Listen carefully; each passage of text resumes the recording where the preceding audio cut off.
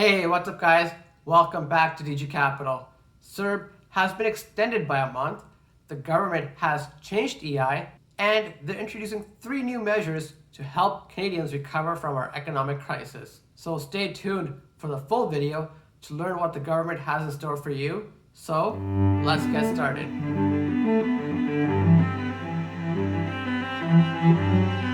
So what is happening to the Canada Emergency Response Benefit and Employment Insurance? Well, the government has extended Cerb by 4 full weeks, making the maximum benefits 28 weeks, which equates to $14,000. After that maximum is reached, the government will introduce a simplified EI program along with 3 new measures on September 27th. Those on Cerb will be able to transition to EI if they qualify under new parameters. How many hours do you have to work in order to qualify for the new EI?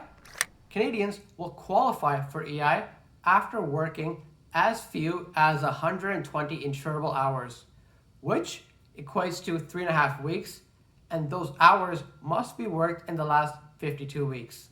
Those claiming EI will receive a one-time credit of about 300 insurable hours for claims if they have lost their jobs, or 480 hours if they have taken leave for sickness, parental, pregnancy, or family caregiver reasons.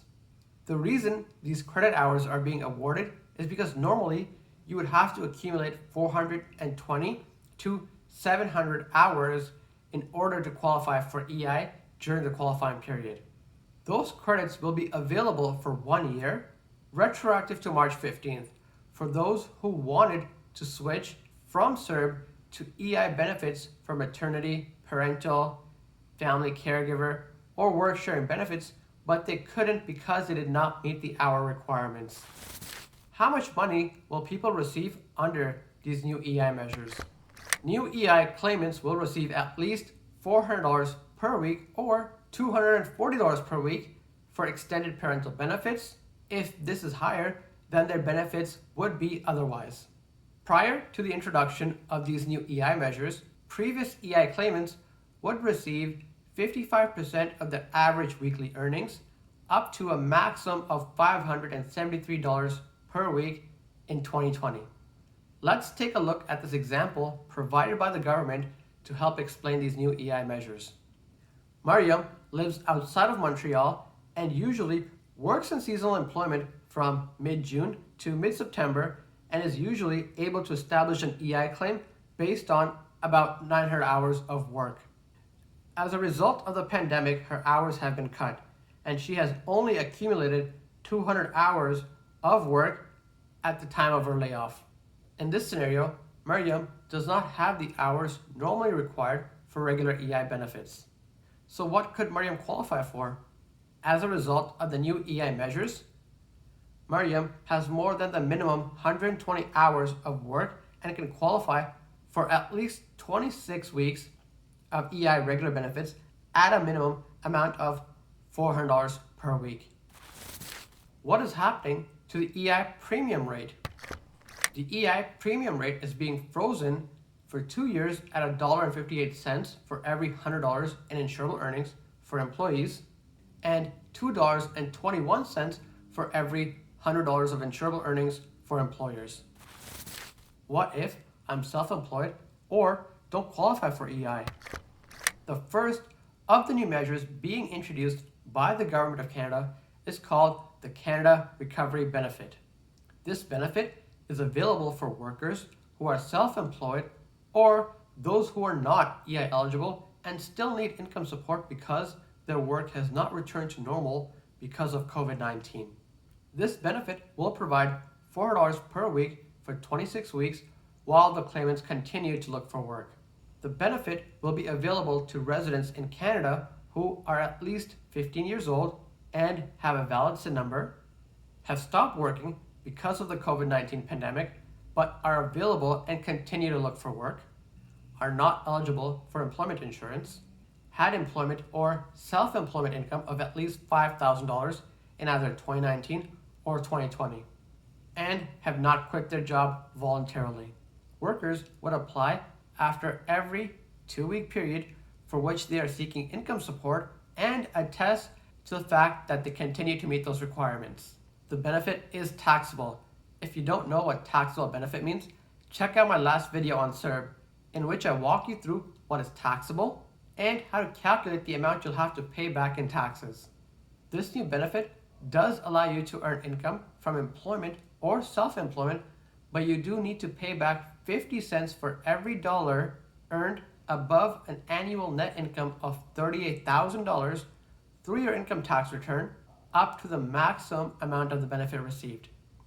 Canadians who were already on EI when the lockdown started in mid-March and have now exhausted their EI benefits will be able to transition to the new Canada Recovery Benefit if they continue to be unable to find employment due to COVID-19. This new taxable benefit will be available come September 27th and paid out in arrears. Let's take a look at a scenario involving a self-employed worker who wants to claim the new Canada Recovery Benefit. He earned $34,000 in 2019, but his business has slowed down because of COVID-19. Ibrahim applied for and received the Canada Emergency Response Benefit, but his benefits will run out in September. While his business has begun to rebound, it is still not business as usual, and he is only back to working at 40% capacity. What could Ibrahim qualify for? With the Canada Recovery Benefit, he could receive $400 per week for up to 26 weeks. If his annual net income for 2020 is above $38,000, excluding the Canada Recovery Benefit payments, he would need to repay some or all of the benefit while he files his annual tax return for 2020. What if I'm sick or have to isolate for COVID-19? The government will offer a new and temporary measure called the Canada Recovery Sickness Benefit. This will provide income support for those who are sick or have to isolate because of COVID-19. Workers would not need a medical certificate in order to qualify for this benefit. The benefit will provide $500 per week for up to 2 weeks and cannot be claimed while workers are also taking paid sick leave. Workers would need to have missed a minimum of 60% of the scheduled work in the week that they are claiming the benefit. Other requirements of the benefits include residents in Canada who are at least 15 years of age and have a valid SIN number, workers employed or self-employed during the time of the application, and must have earned at least $5,000 in 2019 or 2020. This benefit is taxable, available September 27th, and also paid out in arrears. What if I need to look after the kids or family members? For this, the government is now introducing a new and temporary measure called the Canada Recovery Caregiving Benefit. This benefit is available for workers who must look after a child under the age of 12 or a family member or a dependent because schools, daycares, or day program facilities are closed because of COVID-19. This benefit offers $500 per week up to 26 weeks per household. It may be shared within your household, but only one family member can claim the benefit at any given time. Workers who prefer to keep dependents at home while the facilities are open are not entitled to the benefit. Here are some additional requirements for this benefit. Must be a resident in Canada, must be at least 15 years of age when they apply for the benefit, have a valid SIN number, be employed or self-employed on the day immediately preceding the period for which the application is made, have earned at least $5,000 in 2019 or in 2020, have been unable to work for at least 60% of the regularly scheduled work week, not be in receipt of a paid leave program offered by the employer during the same week, not be in receipt of the Cerb, the EI Emergency Response Benefit, the Canada Recovery Benefit, the Canada Recovery Sickness Benefit, short-term disability benefits, workers' compensation benefits, or any EI benefits or Quebec Parental Insurance Plan benefits in respect of the same week. Let's take a look at a scenario involving the Canada Recovery Caregiving Benefit. Steve, a single father who lives in Cranbrook, BC, and has a daughter aged 8, earns $48,000 per year. His daughter's school had closed for 4 weeks beginning October 25th due to COVID-19. Steve arranged with his employer to take unpaid leave from work as he doesn't have anyone else who can take care of his child. Would Steve qualify? Steve could apply for the Canada Recovery Caregiving Benefit after each week of leave he takes to provide care for his daughter. He could receive $500 per week, in total $2,000 for the period that the school is closed. So how much will all these programs cost taxpayers? The short answer is $37 billion. According to the government, just the 3 new benefits alone will cost $22 billion. The extension of Cerb will cost $8 billion, and the new simplified EAP program will cost $7 billion, for a grand total of $37 billion. Full requirements and details are available on the Government of Canada website. I will leave a link for you guys in the description below. That's all for today. Thank you so much for watching.